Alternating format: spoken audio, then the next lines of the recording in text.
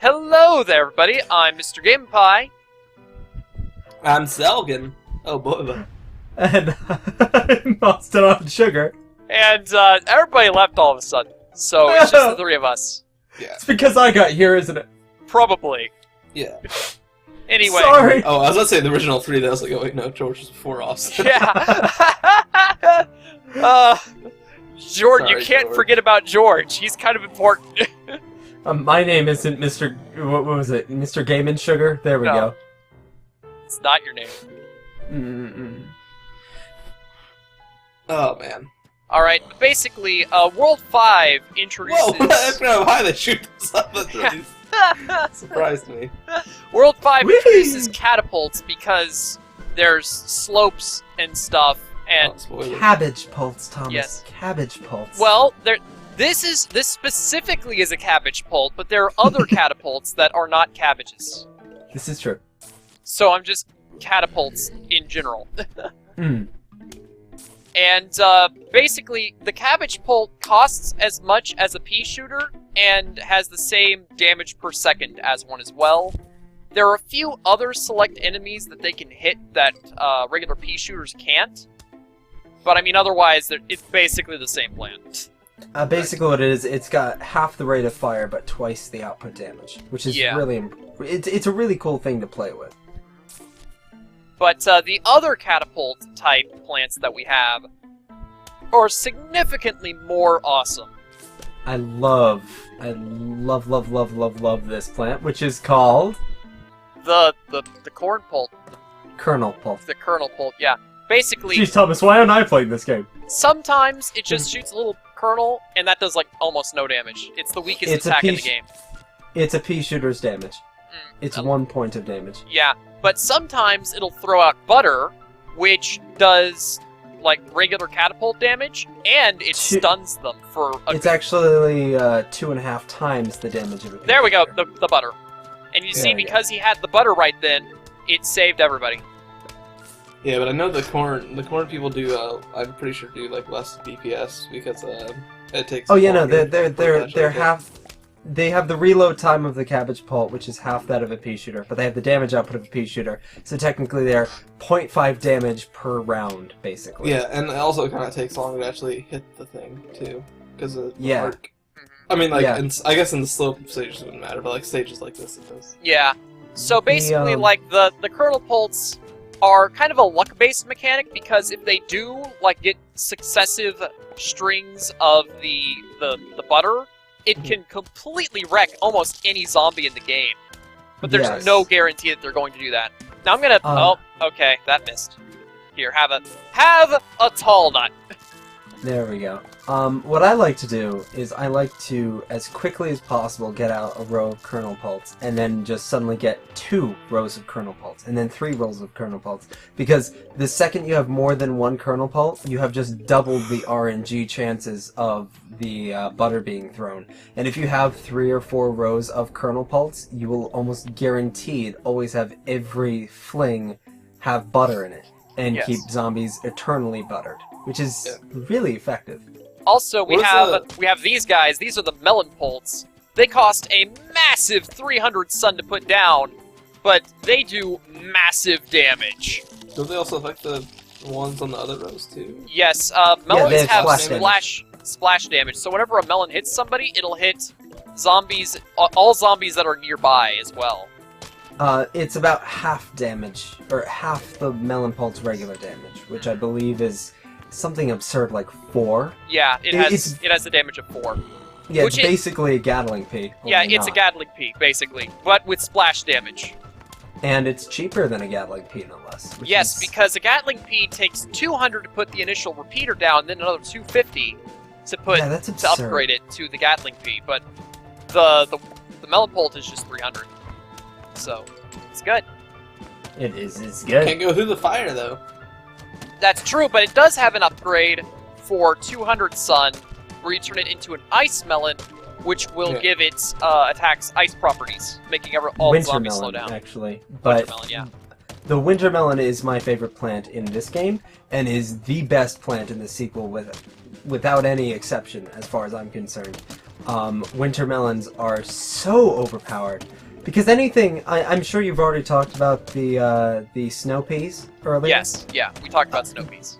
The gimmick with slowing a zombie down is that gives you something like twice the amount of time to wail on them. Yeah. So now you have the most damaging plant in the game with splash damage, also slowing down zombies, and combine that with spikeweed. You have the most powerful and unstoppable combination in the game. Yep. Mhm. Now, there's this plant right here. This little guy is a marigold, and whenever you plant that guy down, he'll start producing coins, much like how a sunflower produces sun. Get it? Because marigold? Yeah. And, I mean, they take a surprisingly long amount of time to recharge, and, I mean, it's basically just for grinding money purposes. Yeah. There's not a whole lot you can really do with marigolds. There are a lot of different... There is a strategy to grind money in this game. I don't know about PvC 2, but probably not PvC 2. Where it's like a predetermined setup, and it just gives you a bunch of money. It's like an endless mode. You sit there for a while and just get a bunch of money. It's really good for endless mode. You set up a marigold, or nothing but marigolds and something powerful like winter pulse, marigolds. No, and there's like an actual one... like guaranteed setup that like it cannot be surpassed, basically. Oh, I think you have mean... to like you used to like refill pumpkins every now and then. I remember it. Like me and my friends did it all the time because we found it one time. There's a lot of absurd stuff. What I always do is I just have a screen full of marigolds and one magnet shroom. Or not magnet shroom, whatever the money version of the magnet shroom is, which I don't believe you've shown the off gold yet, magnet. I have not shown it off yet. We'll do it one day. Okay. That combined with the marigolds is probably the best money-making strategy, besides engorging Stinky, but that's a whole other mode. Alright, so guys. At various points in this series, I'm gonna have you guys choose which plants that I use. Alright, so, does anybody have any ideas for this particular stage? I'm You can be first, Austin. Okay, How many can we pick? What? How many can we pick? Well, there's 3 that are already required. This round we have starfruit, jalapeno, and split pea. Right. And you have to pick something that generates sun. And you have to pick something that does damage. And Okay. that leaves, let's see here, 1, 2, 3, 4, 5, 6, 7 slots. So we can't pick like mushrooms and just not have you have the coffee bean. Right. Dang. That's dumb. I'd like to showcase winter melons, if that's something you'd be interested in. Okay. What, you want me to use the regular sunflowers? Sure. Alright. I mean, I have nothing Maybe against some that. double sunflowers? Oh, you're gonna need them if you're gonna be doing the winter melon setup. Okay. So let's bring in our regular melon, winter melon. So that leaves 3 more plants for us to choose from. Let's see. Maybe something to help in the early game? Hey, whoa. Let me decide. Alright. Don't influence my decisions. What is that one that's like next to onion? I forget what that one does. Well, we have coffee bean, which No, the other one to the right of it. the umbrella plant repels bungee zombies. That's right. Yeah, Which is completely useless Alright. right now. Yeah. yeah, it is. Well, I could pick. Let's do a pumpkin. Okay, pumpkin. Yeah, because that's a fun one. I don't think you showed it off yet either. I did, but only for like 1 plant. Yeah. Shoot, the squash. The squash, okay. I I haven't actually shown off the squash, so that'll be important. I think you showed did off early once. on. Yeah, you did. I mean, I set on it down, a but I don't think it actually Yeah. did its thing. I'd go ahead and do like tall nut or walnut, so you can do the whole squash thing with that. Alright, I'll Like, you know what I'm talking about? do walnut. You know what I'm talking about, the whole squash walnut thing? It's basically like the chomper, but Yeah. yeah. But still, it's cool. I like it. Chomper, but TSPP. And I'm not a big fan of TSPP plays because, especially after playing the second game as much as I have, TSPPs are like a very dangerous game to play. What is that? TSPP stands for Temporary Solution to a Permanent Problem. Coined by NCS. Yeah, I love that phrase so much I'm going to use that for everything now, but this is the game that, for me at least, it became the go-to name. So TSPPs would be stuff like squash, or cherry bombs, or jalapenos. Yes.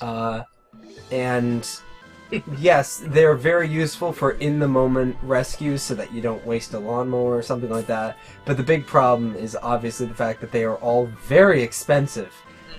there's an achievement, I Squash is believe, not expensive. Yeah, squash is just 50, but that's like the exception to the rule. and it also takes a really long time to recharge, so you can't get by with squash alone. Well, I mean, they all take long times to recharge. That's true. I think they all take the same amount of time to recharge, actually. Yes, I think that is squash true. might be better. Either way, the idea being that you can't get away with having just one TSPP, but there is there is an achievement, I believe, for beating around with only using sunflowers and TSPPs. Well, maybe And we'll do that bolts. next round. Oh, Thomas, you do not know what you hath wrought upon thyself. Hey, look, I went through a round using only mushrooms. That's true. That's very true. That's a I good am Mr. point. Game and Pie. And no one's gonna tell me what I can do.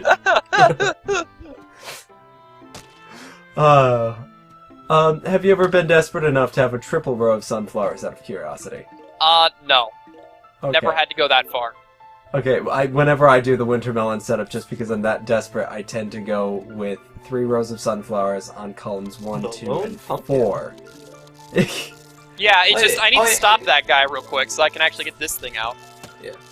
And then I need more guys for down there, so I'll probably use a jalapeno and a squash. And squash, yeah. Because we have 2 of these things. Now I just need, like, 50 more sun. Come Oh, yes. on, sunflowers, don't fail me now. There we Hey, go. Thomas, or not Thomas, Austin, what was the thing that, the kernel pulp thing to do with, plant food? I remember. Hey, it It shoots just butter on launches everybody. butter. Yeah, everybody gets buttered. That's right. It's again, what I like about, what I generally like about 2 is that a lot of stuff is really predictable about it, but in a creative way. Like, Cabbage Pulp launches a giant ball of cabbage, which is basically like hitting everything on screen with a single melon, more or less. Actually, squash recharged faster than the jalapeno did. Weird. That's interesting, though. Yeah. What was I saying? Right. I think melon pulps are the only ones that actually just, like, scatter a bunch of melons across the screen with plant food. We should probably go into that. In the second game, they introduced plant food, which is basically like a super move for any one of your plants. Yeah, it's kind of like how you can add Gatlin please, but only for like a short amount of time. Yeah. Plant food can also be used to recharge a seed packet faster, which is very useful for TSPPs. Yes. And stuff like double sunflowers, winter pulps, etc. that take a long time to recharge. Alright, so now that I've got all the watermelons out, I'm gonna start wintering them up. How many Yay. flags are on this round? 3. And we're at the 3, first alright. one, so... Good, think we'll have that's enough definitely time. enough time. Yeah. The trouble with any of the purple seed packets, The upgrades, is that that is. you take forever for them to recharge. I think they all take the longest amount of time in this game. Probably. Yeah. I'd and like to have that's- one more sun. There we go. It's generally kind of a frustrating thing to have to put up with because, you know, I want my winter melons everywhere, and they're just not showing up. Yep. Which is such a shame a lot of the time. Also, be careful about there we go. Yep. It's interesting to just see how a lot of these play out though, and I've always been a big fan of seeing weird mix-and matches. Have you ever blindly just randomly chosen a round? No, I haven't. Oh, okay. Well, that's something I do often. I just close my eyes and just pick and then see what I can do. Because, especially around like this, since you have, like, level 5 plants now, no matter what you use, it's gonna be fairly easy. Yeah. Like, the fact that you can experiment as much as you have is a pretty good testament to the fact that the early rounds are very easy. Oh, yeah. Whereas, by the time you get to, say, 4-8 and 4-9, it becomes incredibly demanding out of the player. Which is fun. Yeah. It's good. I think I'm gonna put down another watermelon somewhere. Where should I put it? This guy is basically eaten. I'll put it down here. One thing that you can always play with the splash damage is the fact that since the winter melons are going to, if a winter melon is in, say, row 2, it'll also hit, or it'll also freeze enemies in rows 1 and 3. Yes. The best strategy is to set down your first 2 winter melons in 2 and 4. Well, what and I did is then- I did 2, 3, and 4. Just Okay. straight down the line. I mean, that's fine for a level like this, but if you're going for, like, maximizing your... I don't know what the proper term is for it. Yeah. Optimizing. There we go. You're going to want to go 2-4, and then 1-5, actually, because that way row 3 is surrounded. Row Yes. 3 will always get splash damage from both sides, which means that it is the last row that really needs any additional content on it.